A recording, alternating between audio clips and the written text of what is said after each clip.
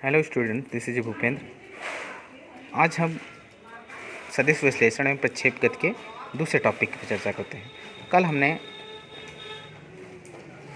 Scalar तथा vector दो quantity के बारे में चर्चा की। तो वेक्टर से संबंधित कुछ डिफिनीशंस हैं, या दूसरे शब्दों में कहा जाए तो वेक्टर कितने प्रकार के होते हैं। तो यहाँ पे वेक्टर स्पेशली 4 प्रकार के होते हैं। तो समान वेक्टर, और समान वेक्टर क्या होता है? जब किसी सदिश राशि को निरूपित किया जाता है तो अगर उसको एरो के टर्म पे रिप्रेजेंट करें तो सभी समांतर वेक्टर जिनकी लंबाइयाँ व दिशाएं समान हो, क्योंकि वेक्टर की परिभाषा ही है कि जिनमें परिमाण के साथ साथ दिशा भी आवश्यक है, समान वेक्टर कहलाते हैं। यदि ए का भी डायरेक्शन सेम है, बी की भी डायरेक्शन उसी डायरेक्शन में है और परिमाण भी उतना है, तो हो जाएगा, इसे हम कहेंगे समान वेक्टर। तो vector A is equal to vector B is equal to vector C. अब विपरीत वेक्टर आता है। विपरीत वेक्टर जिसे हम अपोजिट वेक्टर कहते हैं, वही चीज़ सब कुछ हो जाता है लेकिन डायरेक्शन है हमारा निगेटिव हो जाएगा। तो इस प्रकार ऐसे दो समांतर वेक्टर जिनके परिमाण बराबर हैं परंतु दिशाएं विपरीत हैं, तो वो विपरीत वेक्टर कहलाते हैं।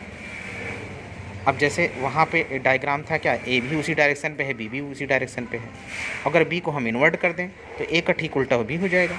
जैसे दूसरे वाले में दिखाया गया है कि सी एक दिशा में जा रहा है, डी उसके विपरीत में है। तो इस तरीके से हम क्या कह सकते हैं, ए बी का ठीक उल्टा है, अगर बी उल्टा है तो, और सी डी का उल्टा है। तो ये हो जाएगा vector A is equal to minus D vector, vector B is equal to minus D vector तथा vector C is equal to minus D vector. अब एकांक वेक्टर नेक्स्ट है, जिसे हम यूनिट वेक्टर कहते हैं। वह वेक्टर जिसका परिमाण 1 होता है वह एकांक वेक्टर कहलाता है। यदि एक वेक्टर है जिसका परिमाण a है तो vector a upon mod of a एकांक वेक्टर है जिसकी दिशा a की दिशा में है। वेक्टर a की दिशा में एकांक वेक्टर को यूनिट वेक्टर से लिखा जाता है। इसके ऊपर एक छोटा सा लगा दिया जिसे हम कैप से व्यक्त करते हैं, तो इसे लिख सकते हैं क्या, a कैप। तो a cap is equal to vector a upon a।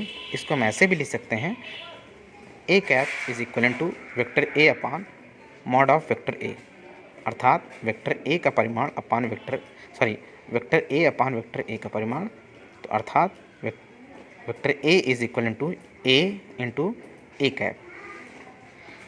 अब नेक्स्ट है हमारा लंबकोणीय या एकांक वेक्टर। लंबकोणीय क्या होता है? अगर हम किसी चीज़ को x y z मतलब 3 एक्सिस में डिनोट करें तो x y के रिस्पेक्ट में, y z के रिस्पेक्ट में, z x रिस्पेक्ट में, मतलब तीनों एक दूसरे के simultaneously perpendicular to each other, तीनों आपस में एक दूसरे के सापेक्ष लंबवत कोण का निर्माण करते हों, इसे बोलते हैं लंबकोणीय वेक्टर।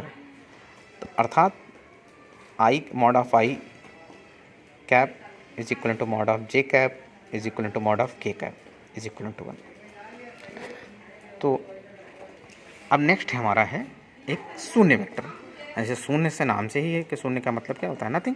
वह वेक्टर जिसका परिमाण शून्य है, जिसकी वैल्यू ही ना हो, वो शून्य वेक्टर कहलाता है। इसे हम 0 या ओ वेक्टर से डिनोट करते हैं। तो शून्य वेक्टर के प्रारंभिक तथा अंतिम बिंदु संपाती होते हैं, अतः इनकी दिशा अनिश्चित होती है। अब यहाँ पे कुछ गुण हैं वेक्टर्स के। तो शून्य वेक्टर के गुण हम जानते हैं क्या, कि परिमित वेक्टर a तथा शून्य वेक्टर का योग परिमित वेक्टर के तुल्य होता है। अर्थात वेक्टर a में अगर 0 जोड़ें तो वेक्टर a ही आएगा। दूसरा होता है कि अगर हम वेक्टर 0 या शून्य वेक्टर में किसी नंबर से मल्टीप्लाई करें तो उसका कंक्लूजन 0 ही होता है। तीसरा टर्म है यह है कि परिमित वेक्टर a की शून्य से गुणा शून्य वेक्टर के तुल्य होती है, अर्थात 0 into a is equal to 0।